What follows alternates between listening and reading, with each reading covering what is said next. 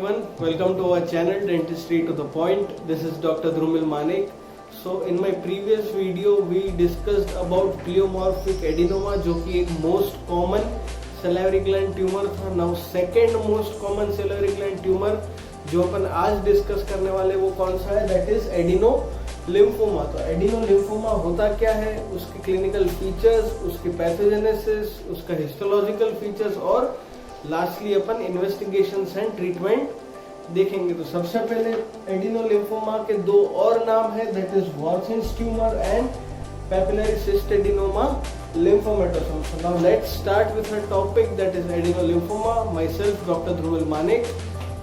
So firstly, regarding adenolymphoma, it is the second most common tumor of salivary glands, and the first or the most common tumor for salivary glands was pleomorphic adenoma. The second point regarding adenolymphoma is it is a benign neoplasm with a limited growth potential. क्या है ये? एक benign neoplasm. It is not a malignant, it is a benign neoplasm with a limited growth potential. एक limit के बाद उसका growth potential खत्म हो जाता है, and primarily it is affecting the parotid gland. Even pleomorphic adenoma was primarily affecting parotid gland.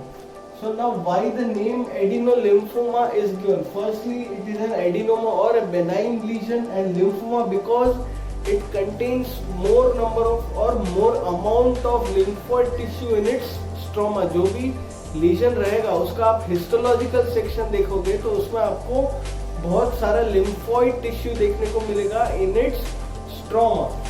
Now firstly pathogenesis of adenolymphoma और Warthin's tumor. So pathogenesis of adenolymphoma is a bit debatable because some authors say that it is due to the neoplastic proliferation of ectopic salivary glands. क्या है neoplastic proliferation? मतलब cancerous proliferation of ectopic salivary gland. Ectopic मतलब not a normal salivary. It resembles a normal salivary gland, but it will not be in its normal position where it has to be. It is from ectopic origin. उसका कोई proper place नहीं रहेगा. So ectopic salivary gland from intraparotid और paraparotid region lymph nodes. जो भी intraparotid मतलब parotid के अंदर या पैरोटिड के आसपास की जो lymph nodes रहेंगे उसमें से एक न्यूप्लास्टिक proliferation हो जाएगा ectopic salivary gland का. या तो दूसरा स्कूल ऑफ थॉट क्या है कि it is a neoplastic proliferation of salivary gland epithelial cells. जो भी सलाइवरी ग्लैंड एपिथेलियल सेल्स रहेंगे, सलाइवरी ग्लैंड के जो भी एपिथेलियल सेल्स रहेंगे उसका न्यूप्लास्टिक प्रोलिफरेशन होगा, एंड उसके कंटेक्स्ट में एक सेकेंडरी रिएक्टिव रेस्पॉन्स इनिशिएट होगा that will form the lymphoid tissue in its stroma. तो दो चीजें हो गई, एक तो एक्टोपिक सलाइवरी ग्लैंड बन रहा है फ्रॉम द इंट्रापैरोटिड और पैरापैरोटिड रीजन लिम्फ नोड्स, और secondly neoplastic proliferation of salivary gland epithelial cells. उसके कारण एक सेकेंडरी रिएक्टिव रेस्पॉन्स जनरेट होगा that will lead to formation of lymphoid tissue in the stroma. So this was about the pathogenesis of adenolymphoma. Firstly introduction में क्या था?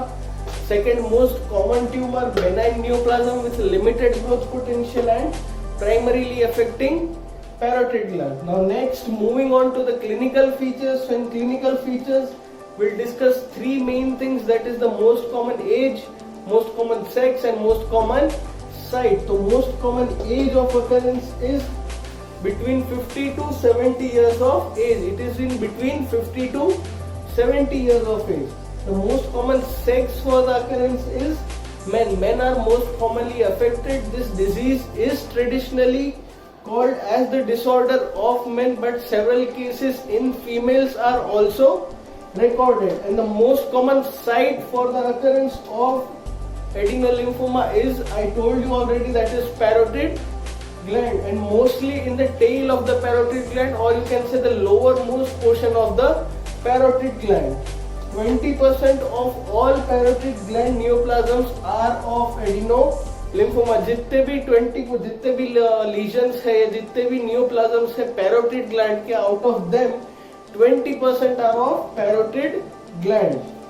20% are of adenolymphoma. Now next, moving further in the clinical features. So this lesion it will be a well circumscribed soft painless lesion of 3 to 4 centimeter in diameter. The size of this lesion is not going to exceed beyond 3 to 4 centimeter in diameter, and it will have a well capsulation around, and it will be well circumscribed. You can easily demarcate the lesion and the normal tissue. Otherwise the tumor also occurs in a solitary form, मतलब एक single mass भी होगा most of the cases में, but sometimes you can also find multiple lobes or multiple masses of tumor in various patients. So this was about the clinical features. It's very simple. Most common age is 50 to 70 years. Most common sex is men's, and most common site of occurrence is parotid gland. Clinical features में क्या है? Well circumscribed, soft mass रहेगा which will be easily compressible. उसका एक encapsulation रहेगा. It will be well capsulated. It will be compressible. You can compress the lesion easily. Mainly कहाँ दिखेगा? Tail of the parotid gland में, that is near the angle of mandible. So this is all about clinical features. Next we'll discuss the macroscopic features, that if we cut the tumor, if we see the cut surface of the lesion, then what will be its macroscopic appearance and the histological part, and along with that investigations and treatment.